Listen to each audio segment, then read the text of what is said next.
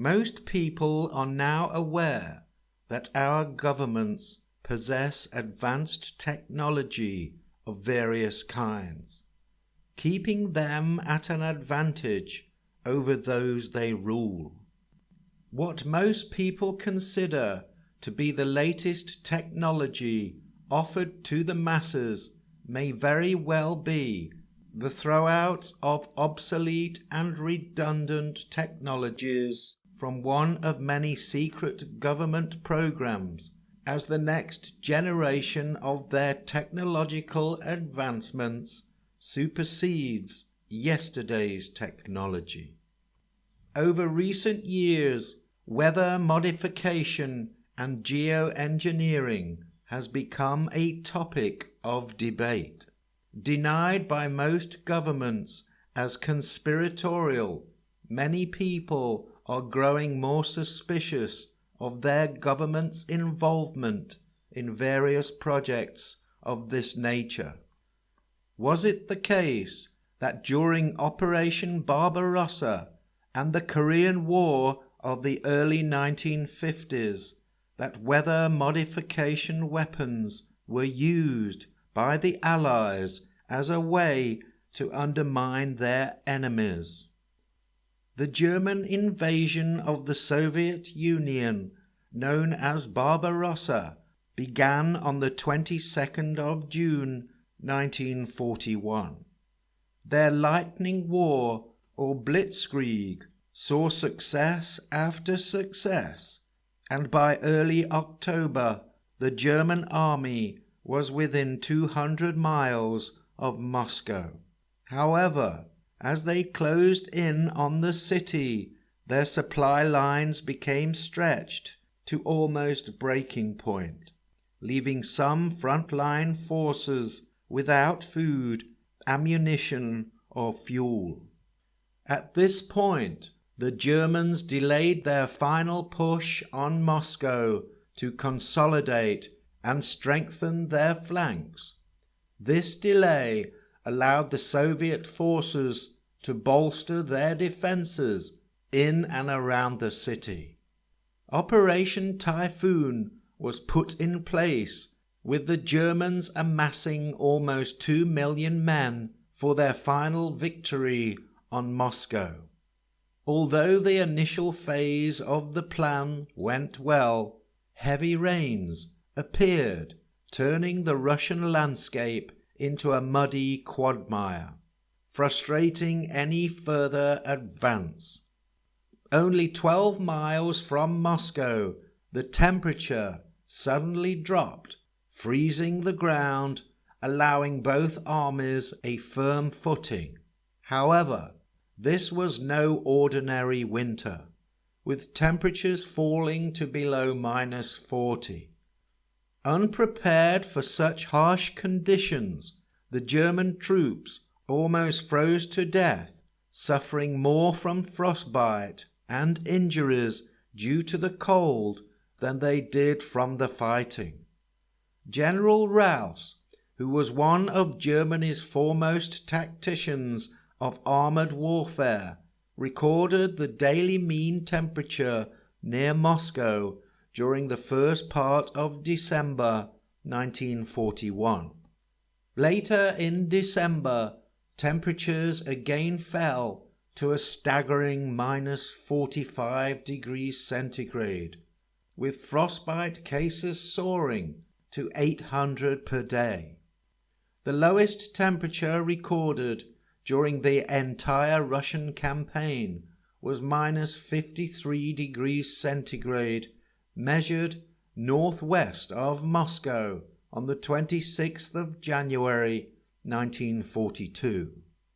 This extreme cold weather gave the Russians the opportunity to organize a counterattack by bringing 18 elite winter divisions from Siberia to Moscow.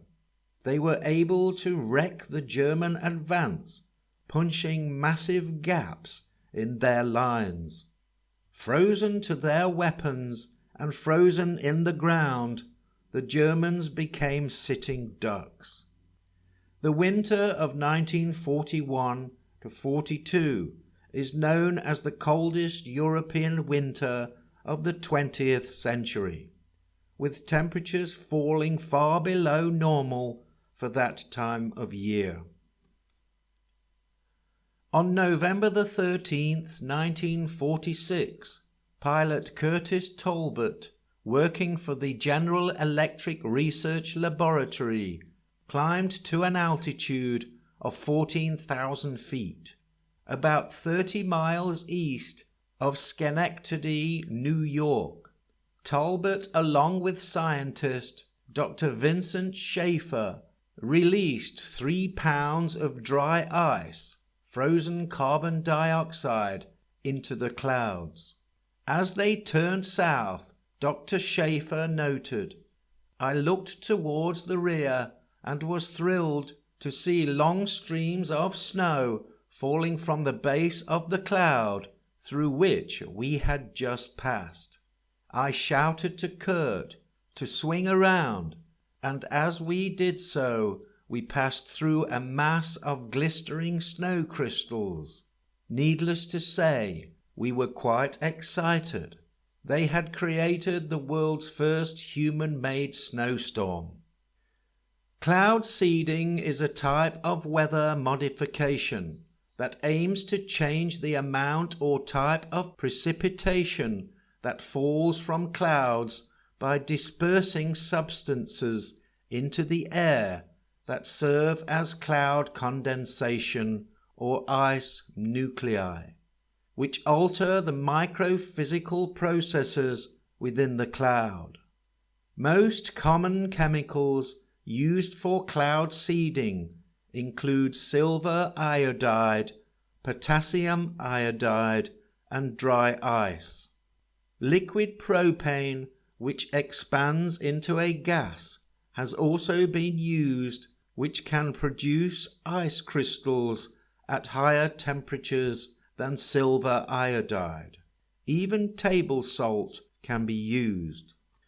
When cloud seeding takes place, when temperatures within the cloud are between -20 and -7 degrees centigrade, the introduction of a substance such as silver iodide, which has a crystalline structure similar to that of ice, will induce freezing nucleation.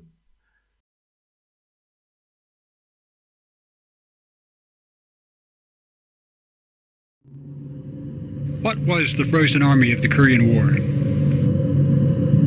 Why did hundreds of Chinese soldiers suddenly die? What effect did the legendary winter cold have to play in this disaster?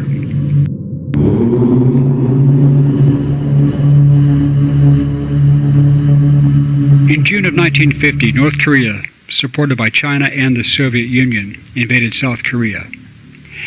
They occupied as far south as Seoul, the capital, and all the way to Busan on the coast. The United States formed a United Nations force of 16 countries to respond under the overall command of Army General Douglas MacArthur. Following the amphibious landing at Incheon, Army and Marine forces pushed the North Koreans back. Then, in conjunction with U.S. Army and British Royal Marine Commandos, the Marines managed to push the North Korean forces back across the Yalu River, the natural border with China.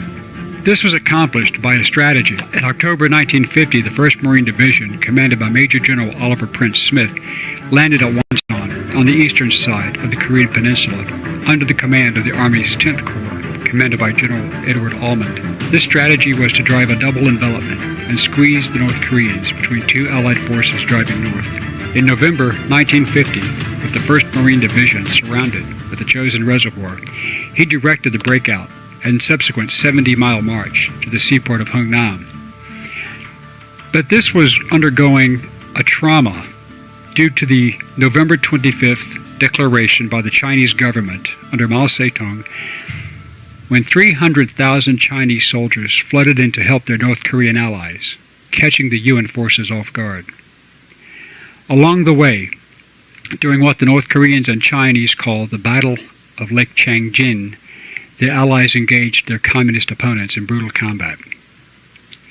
One of these units was a blocking force responsible for cutting off the retreat of the 1st Marine Division, keeping them occupied until they could be reinforced. The North Koreans and Chinese had engaged a combined U.S. Marine and Royal Marine advance party, and a firefight ensued, forcing the Allied troops to fall back, regroup, and await reinforcements as they called in air and artillery support. But then a brutally cold wind dropped the temperatures from 0 degrees to minus 40 degrees Fahrenheit and Celsius in a matter of hours, and they remained at minus 40 for several weeks. The Chinese soldiers, expecting a quick victory and return home, were not properly clothed and prepared for such temperatures. Allied forces suffered terribly as well, but so did the enemy. Major General Smith's forces had reconnaissance scouts moving forward to locate the enemy. One of his regimental commanders was the legendary Colonel Lewis B. Chesty Puller. As the Marines pushed on, they came across a scene that was unbelievable. Hundreds of Chinese soldiers, positioned in ambush, weapons at the ready, were flash frozen solid. Some of the dead were in kneeling and standing positions. Some seemed to be running, weapons at the ready, grenades in their hands. A few moving on patrol, as if to engage an enemy, frozen like statues in the waist-deep snow. The frozen soldiers were from the 6th Company of the 117th Regiment, the 5th Company of the 242nd Regiment, and the 2nd Company of the 180th Regiment. Allied personnel also died from the severe cold, but not like this. This scenario was beyond surreal, almost unimaginable. Later, Chinese General Sung Shi-lun, commander of the 9th Corps of the Volunteer Army, reported the battle to his superiors. His telegram stated, "After the battle started, no one in the company stood up. When cleaning the battlefield, it was found that all the company's cadres and soldiers were frozen to death in a battle formation. On the battlefield, there were no signs of fighting on the scene." Another officer, General Chi Hao-chien, who had personally experienced the Battle of Changjin, recalled, "Although the Battle of Changjin Lake has been more than 60 years ago, it has been unforgettable to me." One must now ask, how much of today's climate change emergency is genuine?